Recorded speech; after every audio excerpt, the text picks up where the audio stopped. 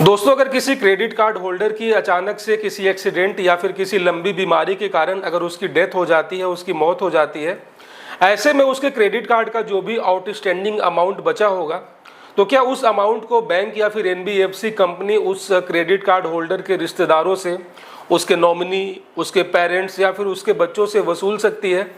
इसको लेकर मुझे बहुत सारे कमेंट्स देखने को मिले और बहुत सारे ऐसे लोग ये जानना भी चाहते हैं। ऑफ कोर्स माइंड में ऐसी बात आती भी है कि क्रेडिट कार्ड जो कि पर्सनल किसी व्यक्ति के नाम के ऊपर इशू किया जाता है और चलते चलते अचानक से उस क्रेडिट कार्ड यूज़र की अगर मौत हो जाती है, तो उस सिचुएशन में आगे बैंक क्या कार्रवाई करता है और किस तरीके से चीज़ों को शॉर्ट आउट किया जाता है। तो दोस्तों, आज के इस वीडियो में आपको पूरी जानकारी मिल जाएगी। मैं फुली एक्सप्लेन करूँगा। लगभग 8-9 साल का एक्सपीरियंस है, उस बेसिस पे आपको बताऊँगा। सबसे पहले आपको समझना ये होगा गाइस कि कोई भी जो बैंक किसी को लोन देता है, तो वो दो प्रकार के लोन होते हैं।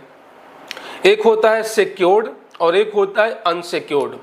ठीक है, तो क्रेडिट कार्ड भी एक तरीके का लोन ही है। नॉर्मल हम लोग ऐसे क्रेडिट कार्ड वगैरह बोलते हैं, लेकिन बैंक की नज़र में जो बैंकिंग सेक्टर है उसकी नज़र में क्रेडिट कार्ड भी बेसिकली एक तरीके से लोन है, जो कि एक कार्ड के फॉर्म में देता है आपको ऑनलाइन यूजेस करने के लिए।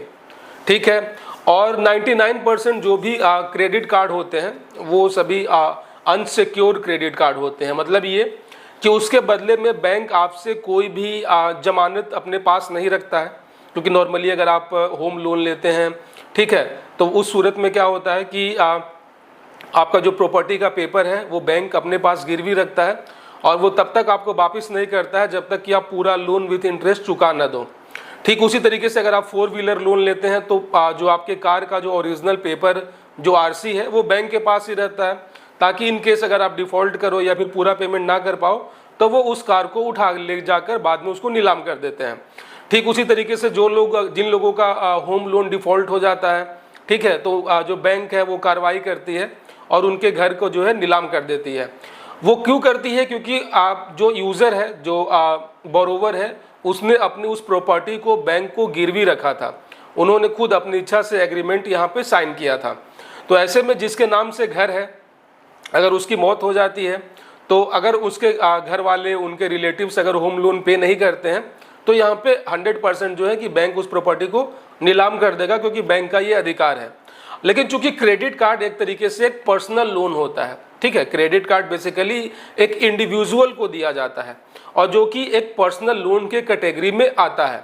तो पर्सनल लोन बेसिकली उस इंसान को उस इंसान के नाम पे इशू किया जाता है। ठीक है, यहाँ पे कोई भी नॉमिनी या फिर उसके किसी रिलेटिव का यहाँ पे किसी प्रकार का कोई रोल नहीं होता है। क्रेडिट कार्ड लेते समय जो भी टर्म्स और कंडीशंस और जो भी पॉलिसीज़ वगैरह में जो भी एग्रीमेंट हुआ था, वो उस यूज़र जो क्रेडिट कार्ड होल्डर है उसके और बैंक के बीच में हुआ था। यहाँ पे कोई भी नॉमिनी या फिर किसी रिलेटिव्स का यहाँ पे कोई रोल नहीं होता है। इवन बैंक का टर्म और कंडीशन ये भी कहता है कि जिसके नाम से क्रेडिट कार्ड इशू है, सिर्फ वही ऑथोराइज्ड है उस कार्ड को यूज करने के लिए। कोई बाप अपना क्रेडिट कार्ड अपने बेटे को अगर दे देता है यूज करने के लिए, तो बैंक की नज़र में ये एक इलीगल है। हालांकि लोग इतना नोटिस नहीं करते हैं, इस पर कोई ध्यान नहीं देता है, लेकिन ये इलीगल है।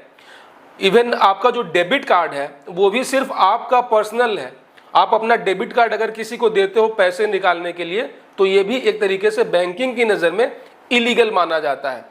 तो ठीक उसी प्रकार से जो क्रेडिट कार्ड जो पर्सनल लोन की कैटेगरी में आता है, अगर उस व्यक्ति का मौत हो जाता है तो ये वहीं पे अमाउंट जो है उनका कार्ड जैसे ही बैंक की नज़र में ये आता है कि इस व्यक्ति की मौत हो चुकी है, ठीक है, तो उस कार्ड को वहीं पे ब्लॉक कर दिया जाता है और जो भी आउटस्टैंडिंग होते हैं, जो भी ड्यूज़ होते हैं, उसको वहीं पे माफ़ कर दिया जाता है। दोस्तों, यहाँ पे टोटली जो है 100% का सेटलमेंट देकर बैंक जो है उस अकाउंट को परमानेंटली क्लोज कर देता है on the ground of death of the borrower. ऐसे में जो भी आपके मन में प्रश्न है कि क्रेडिट कार्ड यूज़र की डेथ हो जाने के बाद उनके रिलेटिव्स को, उनके पेरेंट्स को क्या वो आउटस्टैंडिंग पे करना होगा, तो चूंकि ये एक पर्सनल लोन था, इनका कोई कनेक्शन नहीं है, इवन उनके पेरेंट्स को, उनके फैमिली मेम्बर्स के नॉलेज में भी नहीं होगा कि इनका कोई क्रेडिट कार्ड भी है या फिर उन्होंने इतना यूज़ किया है।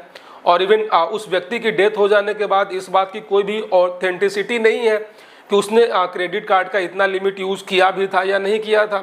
तो इसीलिए जो है यहीं पे मैटर को रफा दफा करके जो है वहाँ पे उनके कार्ड को परमानेंटली क्लोज कर दिया जाता है। यहाँ पे कोई भी नॉमिनी या फिर किसी रिलेटिव से क्रेडिट कार्ड की आउटस्टैंडिंग वसूल नहीं की जाती है।